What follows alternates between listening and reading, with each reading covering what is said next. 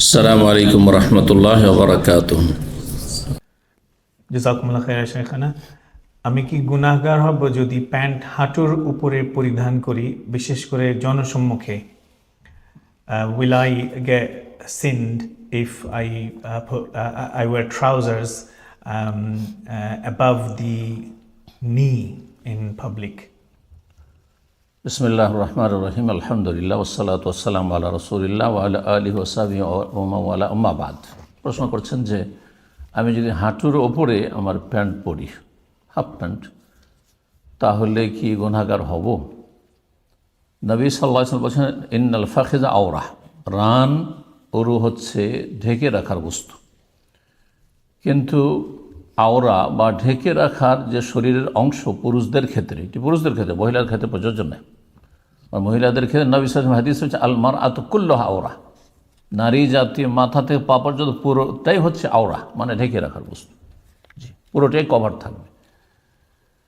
বাকি থাকলো পুরুষদের ক্ষেত্রে নাভি থেকে নিয়ে হাঁটু পর্যন্ত ঢাকা থাকবে, এটি হচ্ছে নবী সাল্লাল্লাহু আলাইহি ওয়াসাল্লামের নির্দেশ, এবং রানকে ঢেকে রাখার বস্তু বলেছেন।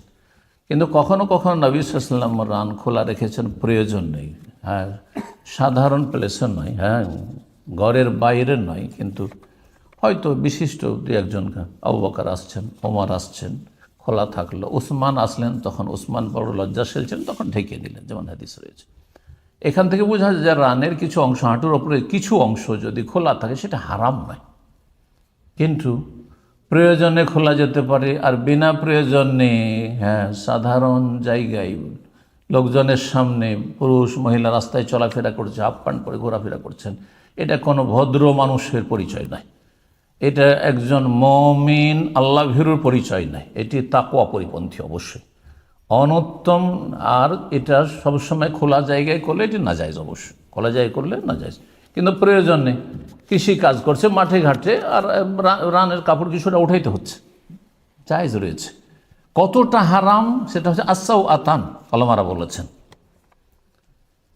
আসাউ আতান অর্থাৎ গুপ্তাঙ্গ, সামনের দিক থেকে আর পিছন দিক থেকে নিতম্ব, হ্যাঁ, আর সামনের দিক থেকে গুপ্তাঙ্গ, এতটা ঢেকে রাখা ফরজ।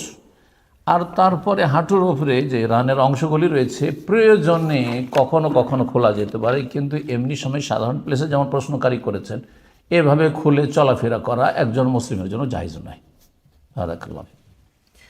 জাযাকুমুল্লাহ খাইরান শেখানা। মুখতাসার সামারি হিসেবে আর কি, সংক্ষেপে, সবার সামনে, ও নো, আপনি তো বাংলায় বলছেন, আমি ইংরেজিতে বলবো, sorry. Inshallah, in short, the summary of the answer of the Sheikh, Hafzahullah, Jazakallah Khair Sheikhana, that in public, openly leaving the knee exposed is not permissible for Muslims. But it is generally understood that Prophet ﷺ, yes, once or twice in special occasion, in very close relationship, in terms of like Abu Bakr radiallahu anhu is very close to him, and Umar radiallahu anhu, he did expose just above the knee. But to leave it open all the time, it is not from the etiquettes of a Muslim. Like Uthman radiallahu anhu, when he came, he did cover it up from the shyness, because Uthman radiallahu anhu was special. So in general, to have that exposed all the time outside in public, it is not from the etiquettes of Muslim and not permissible, inshallah. Wallahu a'lam. Jazakallah Sheikhana. Niqab korar bidhan ki, what is the ruling of the niqab? নিকাব মানে চেহারা ঢাকা, মহিলাদের মুখমণ্ডল চেহারা ঢেকে চলাফেরা করা বাইরে বেগানা পুরুষের সামনে, এটি সঠিক মতে ফরজ, সঠিক মত হচ্ছে ফরজ। আর এর দলিল কোরআন এবং সুন্নায় রয়েছে। না হলে এমনিতেই হিজাবের বিধান সম্পর্কে আমার লেকচার আলোচনা করলাম যে ষষ্ঠ হিজরিতে হিজাবের বিধান না, তার আগ পর্যন্ত মক্কা মদিনার কাফের পরিবেশ থেকে ইসলাম গ্রহণ করার পরে মুসলিম মহিলারা কি মাথা খুলে চলাফেরা করতেন? না, চেহারা খুলে চলাফেরা করতেন। হিজাবের বিধান নাযিল হওয়ার আগ পর্যন্ত চেহারা খুলে চলাফেরা করতেন, শালীনতার সাথে চলাফেরা করতেন। হ্যাঁ, আপনারা হাত করে আপনার সেন্টু গেঞ্জি পরে চলাফেরা করতেন না, মোটেই নয়। মোটেই নেই। তাহলে শালীনতার সাথে যেটাকে বলা হয় যে গোটা শরীর মোটামুটি ঢাকা আছে আর চেহারা খোলা, এইভাবে হেজাবের পূর্বে মুসলিম নারীরা চলাফেরা করতেন। কিন্তু হিজাবের বিধান নাযিল হইল যখন সূরায়ে আহজাবে, ইউদনিনা আলাইহিন্না মিন জালাবিবিহিন্না যালিকা আদনা আন ইউরাফনা ফালা ইউজাইন। আল্লাহ বলছেন যে হে নবী তুমি বলো, হ্যাঁ, তোমার স্ত্রীদেরকে, মেয়েদেরকে, ওয়ানিসাইল মুমিন মুমিন নারীদেরকে, ইউদনিনা আলাইহিন্না মিন জালাবিবিহিন্না, লম্বা চাদর যাতে করে ওপর থেকে লটকে নেই, ঝুলিয়ে নেই। লটকে নাও কোথায়?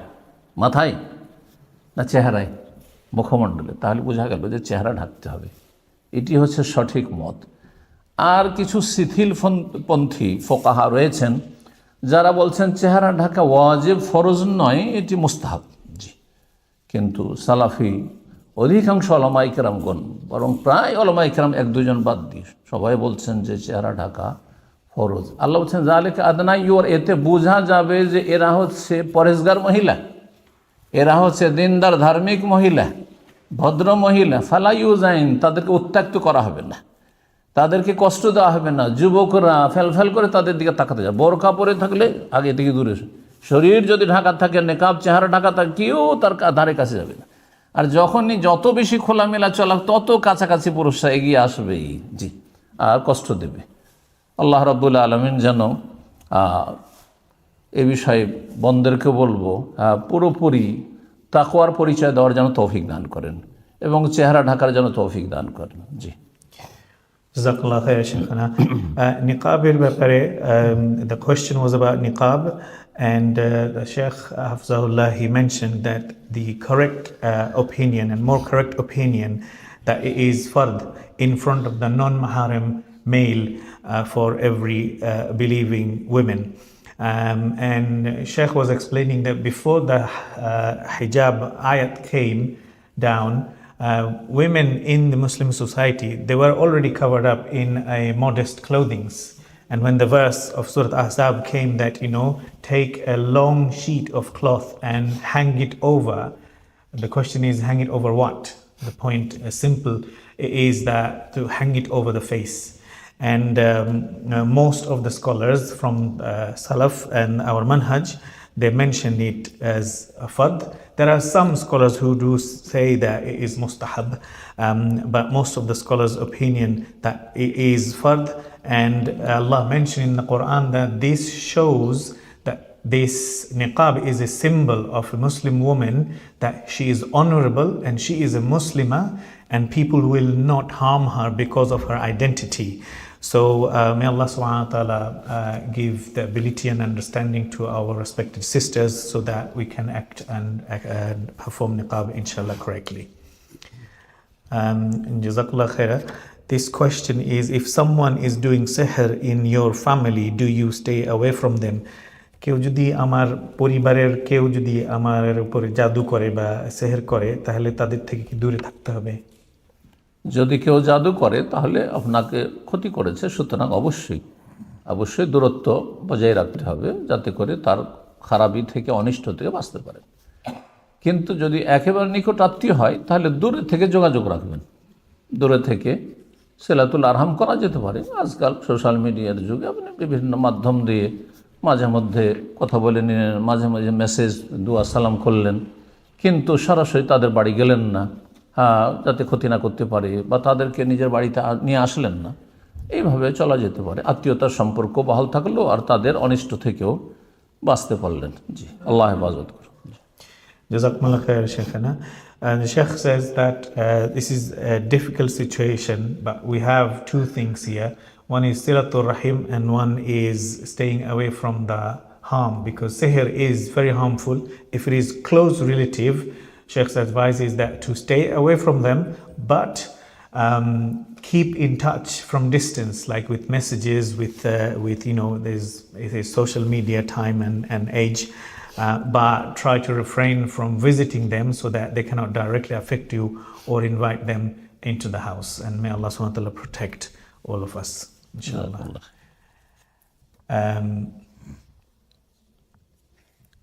আমরা যতটুকু দ্বীনের জ্ঞান অর্জন করি তার খুব কমই আমল করতে পারি, আমাদের জন্য নসিহা করবেন। বলছেন যে আমরা যতটা দিন সম্পর্কে জ্ঞান অর্জন করতে পারি আমল ততটা করা হয় না। বিশেষ করে এই ক্ষেত্রে উপদেশ দেবো যে ফরজ অজেবে যেন কোনো ঘাটতি না থাকে, ফরজ অজেবে ঘাটতি যেন না থাকে। হারাম নাজাইজ কাবিরায় লিপ্ত থাকবেন না। হারামকে হারাম জানবেন, হালালকে হালাল জানবেন, ফরজ অজেব আদায় করবেন যথাযথ, আর সুন্নত মুস্তাহাব নফল যতটা পারেন করবেন।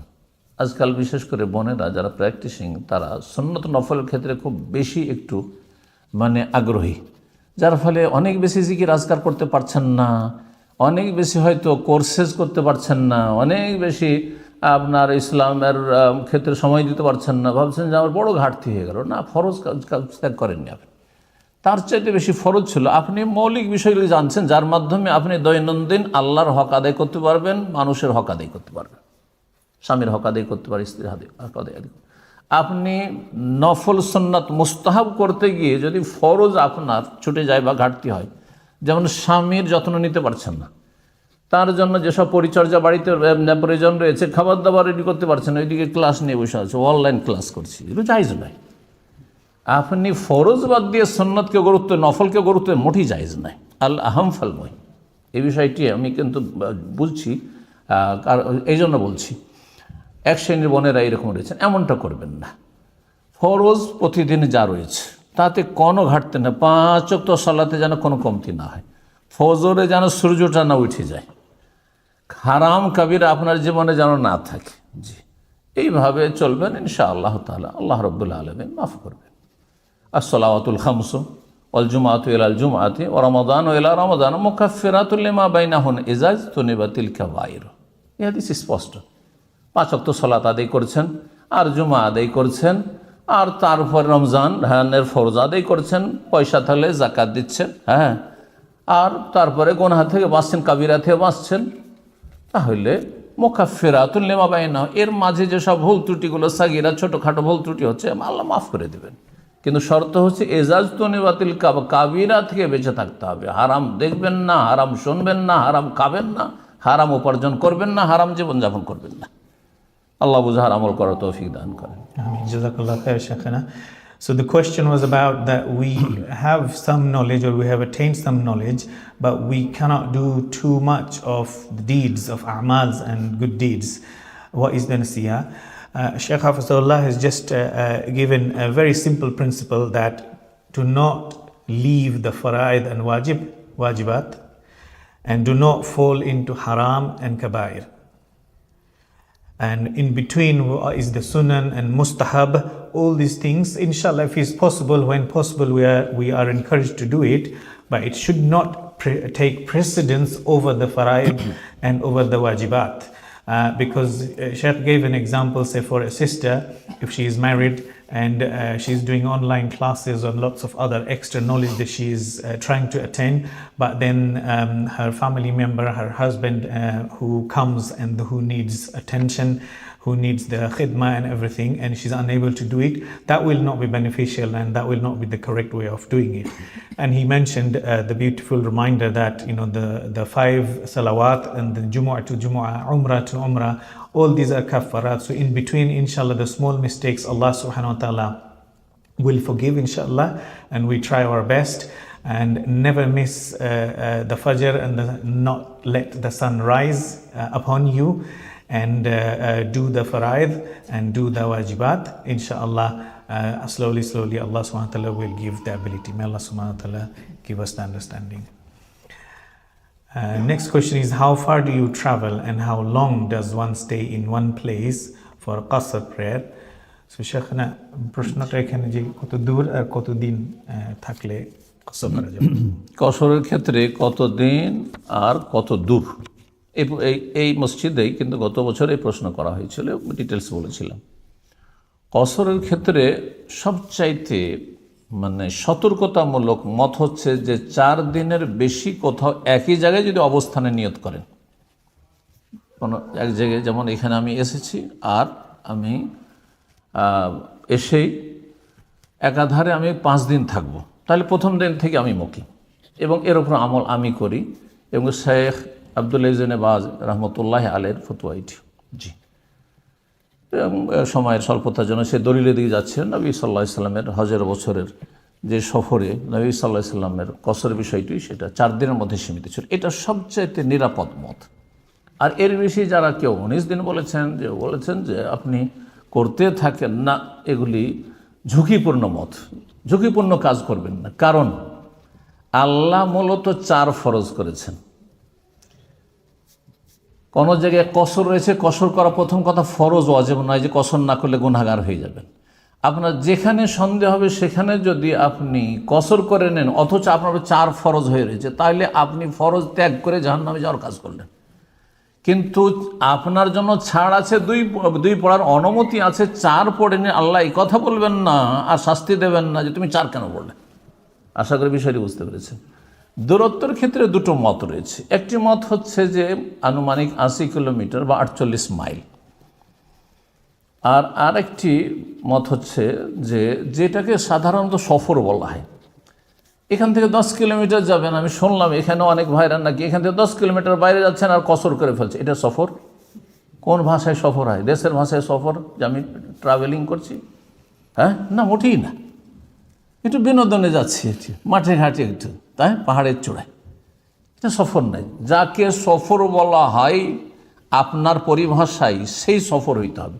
সফরের জন্য প্রস্তুতি থাকে যে একটু জামা কাপড় এক্সট্রা একটা নিলেন, হ্যাঁ লুঙ্গি পরে একটা লুঙ্গি নিলেন এক্সট্রা, সেখানে গিয়ে থাকতে হবে, এটা সফর।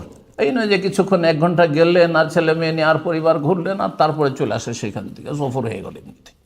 না না। তো যাই হোক, যদিও আজকাল 1 ঘন্টাতে হয়তো আপনার 48 মাইলের বেশি চলে যাওয়া যায়, তখন ভিন্ন বিষয়। এক কথায় যেটাকে শরীয়তের ভাষায় সফর বলা হয় সেটা সফর, আর যদি সফর না বলা হয় তাহলে সেটি সফর নয়। 5 কিলোমিটার 10 কিলোমিটার আপনি হাইডের বাইরে ম্যানচেস্টার গেলেন, কসর করে ফেললেন আপনি। হ্যাঁ, এখান থেকে নাকি আর 15 মিনিট 20 মিনিটের রাস্তায় গিয়েছেন, ও যে ওখানেই কসর করে ফেলেন, না, মোটেই জায়েজ নয়। আপনি ঝুঁকিপূর্ণ অবস্থায় আছেন, জাহান্নামে যাওয়ার আশঙ্কা রয়েছে। আল্লাহকে ভয় করুন। বারাকাল্লাহ ফিক। Jazakallah khair, ya Shaykhna. Shaykh mentioned that this has been asked before and we have explained, Shaykh has explained it in details. Briefly, inshallah, qasr in the 2 elements. In terms of the duration of stay, Shaykh mentions, Hafizahullah, that the safest opinion is if anyone intends to stay in a place for more than 4 days, from the beginning he should be praying the full prayer, inshallah. Because the intent, this from the Hajj time, the story and the hadith and the life of Prophet ﷺ, that is the safest, and other opinions are risky. Because if it were, and qasr is not fard or wajib, Shaykh mentioning that if it is upon me the duty to do 4 rak'ah, but I did 2, I'm in danger, could be Jahannam, because I have missed 2 rak'ah. But if it is 2 and it was qasr, but I did 4, I've done extra, so there is no harm in that, inshallah. And in terms of the distance, there are 2 avenues of opinions. One is about the number of miles, which is 48 miles or about 80 kilometer, is this distance of travel. And the other opinion is about the hal of safar, hal of the travel, there. Circumstances like when you get ready with extra spare of trousers and clothes and brushes and something, and you are going not just few kilometers here and there, going to Manchester from Hyde and then you're doing qasr after 5 kilometers. This is not correct and this is not permissible. So inshallah, whatever Sharia says safar, the conditions of safar applies, then it is safar, inshallah, and then the qasr is permissible in that situation. Wallahu alam. এখানে আরেকটি কথা বলার প্রয়োজন আছে। সফরের ক্ষেত্রে যদি প্রথম থেকে নিয়ত থাকে যে আমি 4 দিনের বেশি সেখানে গিয়ে অবস্থান করব, তখন আপনি প্রথম দিন থেকে মুকিম, আর এই 4 দিনও কসর চলবে না, এই কথাটা আরও স্পষ্ট করছে। কিন্তু যদি এমনটা হয়, যে বিষয়টি বলা জরুরি, যে হতে পারে আমি 2 দিন 3 দিনেই চলে আসবো, 4 দিনের আগেই চলে আসবো, আবার দেরি হইতে পারে, তাহলে আপনি কসর করে যান। এই করতে করতে করতে করতে আপনার 19 দিন 20 দিন 25 দিন 2 মাস 3 মাস যদি হয়ে যায়, এই প্রতিদিন এই কালকে কাজটা শেষ হলো, কালকে কাজ শেষ হবে চলে যাবো, কালকে কাজ শেষ হবে চলে যাবো, কিন্তু কাজ শেষ হচ্ছে না, আসতে পারছেন না, তাহলে আপনি দীর্ঘ সময় কসর করতে পারবেন। এই মাসলাও জেনে রাখা খুব জরুরি। জি, Jazakallah khair, Shaykhna. Another important clarification about the duration of stay.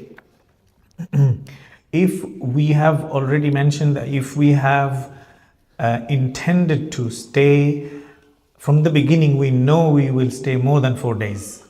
So there is no qasr from the beginning of the travel and that place where we have gone.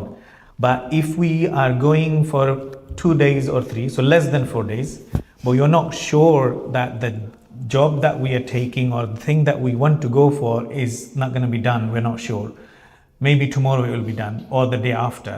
So we continue to do qasr. So from the beginning we can do qasr, shorten the prayer, and continue to do until even if it takes 20 days or 29 days, but we're not sure, it's uncertain. In that case, qasr is permissible, inshallah. Wallahu alam.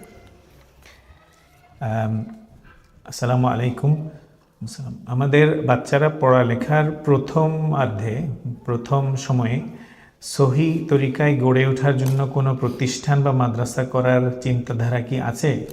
কেননা এখানকার মাদ্রাসাগুলো বিদআতে ভরপুর এবং সেখানে শিক্ষা গ্রহণ করার পর সেই বাচ্চা বিদআত থেকে ফেরানো কঠিন হয়ে যায়, ছোটবেলা থেকে গ্রহণ করলে সহজ হতো। এই ক্ষেত্রে আমাদের মসজিদের তাওহীদের দায়িত্বশীল ভাইদের দৃষ্টি আকর্ষণ করব যে আল্লাহ যেন তাদেরকে তৌফিক দান করেন। আমিন। যদিও আস্তে ধীরে কিন্তু এগিয়ে যাচ্ছেন আলহামদুলিল্লাহ। এক সময় হয়তো 10 জন স্টুডেন্টও ছিল না, কিন্তু এখন তো মনে হয় 250-300 হয়তো, যতটা জানি যে ছেলে মেয়ে এখানে লেখাপড়া করে মসজিদে। এটা যদি আগামীতে আরও বেশি এগিয়ে নেওয়া হয় আর ক্লাস ওয়াইজ যেমন পড়া হচ্ছে, আপনার কওমি মাদ্রাসার মতো করে দেওবন্দিরা এখানে কিছু মাদ্রাসা আছে কয়েকটি শহরে, তো কিন্তু তাদের আকীদায় যেহেতু বিভ্রান্তি রয়েছে, সুতরাং সেখানে ছেলে মেয়েদের পড়ানো নিরাপদ নয়। আমাদের সালাফি ভাইদেরকে বিশেষভাবে গুরুত্ব দিতে বলবো, আল্লাহ রাব্বুল যেন তৌফিক দান করে মসজিদে তাওহীদের দায়িত্বশীল ভাইদেরকে, যেখানে ওইভাবে ক্লাস ওয়াইজ যেন সহিহ বুখারী পর্যন্ত লেখাপড়ার ব্যবস্থা থাক। আর এখান থেকে মদিনা ইউনিভার্সিটি বা সৌদি আরবের ইসলামিক যে ইউনিভার্সিটিগুলো রয়েছে সেগুলিতে যাওয়ার সুযোগ হয়। আল্লাহ তৌফিক দান করেন। বারাকাল্লাহ। Jazakumullah khair, Shaykhana. Sheikh drew attention to, so the question in English was, we have children, if we have their studies and tarbiyah according to the correct manhaj from the beginning, it will be easier. Do we have any intention or plan to make a madrasa or an organization where the children will study from the beginning the correct manhaj? Because the organizations around us mostly there's lots of bid'ah and lots of other different aqidah there, and it becomes difficult later on to bring them back. Sheikh Hafizullah has mentioned and drew attention to the responsible brothers and senior brothers in responsibility from Masjid al-Tawheed to pay attention to this and do some fikr, inshallah. And mashallah, he has been affiliated with this masjid, and he knows it was about 10 students or so, but now 200 plus, mashallah, tabarakallah. May Allah subhanahu wa ta'ala accept everyone's efforts, and we intend, and hopefully with the help of the brothers, the Salafi brothers, to come together so that we can make an institute here, inshallah, and where we want to affiliate and link to study up to Sahih al-Bukhari, and then inshallah let them go and link up to the Jamia in Medina, inshallah, and may Allah subhanahu wa ta'ala accept everyone's effort and give us the ability to do so, inshallah. সময় লম্বা হয়ে যাচ্ছে, একটু করেন, মানে এর মধ্যে বাছাই করেন, সবগুলিকে দেওয়া যাবে না। ঠিক আছে। আসসালামু আলাইকুম। আমি যদি কাউকে একটা গাড়ি 10,000 টাকায় ক্রয় করে 12,000 টাকায় কিস্তিতে বিক্রি করি, এটা কিভাবে করতে হবে দয়া করে জানাবেন। আপনি গাড়ি কিনলেন, নিজের মালিকানায় যদি নিয়ে নেন, এই নয় যে টাকা শুধু দিলেন আর বললেন যে অমুক শোরুম থেকে তুমি নিয়ে নাও, এটা চলবে না। আপনি নিজে গাড়ি কিনে নিলেন, 10,000-এ কিনেন আর 5,000-এ কিনেন, আর তারপরে আপনি বেশি পয়সায় যদি বিক্রি করেন আপনার কিস্তিতে, তো জায়েজ আছে, কোনো অসুবিধা নেই, কিন্তু আপনার মালিকানাধীন হইতে হবে। জি। Jazakallah khairah. The question was about buying and selling. If someone buys a car for 10,000 and wants to sell it in installments for 12,000, how is it possible, or is it allowed or not? Shaykhana Jazakumullah khair mentions that you can buy a car which whatever amount you have bought, but you have to have the ownership of the property or the vehicle. When you have owned it fully and it's yours, then you can inshallah sell it on a higher price because it's buying and selling. And if you want to give an installment and give benefit to a brother, that's a different story. But the point is it has to be completely owned, not that it's on an installment on my side and then I'm also selling in a higher price on an installment. So it has to be owned by the buyer. Time. হ্যাঁ 2-3 minute, তাহলে আপনি ওই বাছাই করে দুই একটা শুধু এই যে বেশি ইম্পর্টেন্ট, না হলে থাক। Tafsir.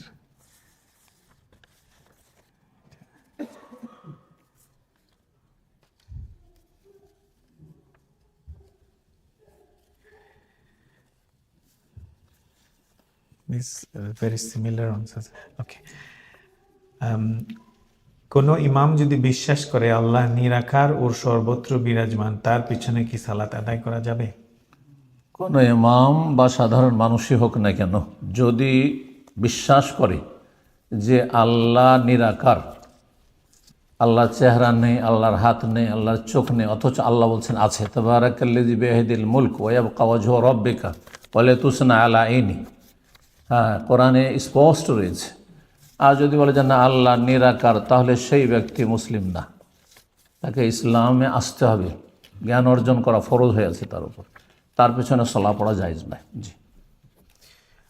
Jazakallah khair. The question was that if an imam believes that Allah has no form and he is everywhere, is salah valid behind him? Jazakallah khair. Shaykhana mentions that whether it's imam or any general public or anyone who believes that Allah has no form, and Allah, because there are descriptions in Quran clearly about his that and his self, and his existence, where he is, the istawa. I'm just adding so that I can explain, otherwise it was difficult. But if somebody believes that, then he has to learn his ilm and become a Muslim, and otherwise there is no salah behind such person, whether it's imam or otherwise from the family members. Inshallah. Jazakumullah khaira. Please forgive me for the জাযাকুমুল্লাহ খায়র। যারা ধৈর্য ধরে এতক্ষণ ধরে বসে থাকলেন, আল্লাহ রাব্বুল আলামিনের কাছে দোয়া করি আল্লাহ আপনাদের দিন দুনিয়ার সার্বিক কল্যাণ দান করেন। আল্লাহ আপনাদের হায়াতে, রুজিতে, ছেলে মেয়েতে, পরিবারে সব কিছুতে আল্লাহ বরকত দান করেন।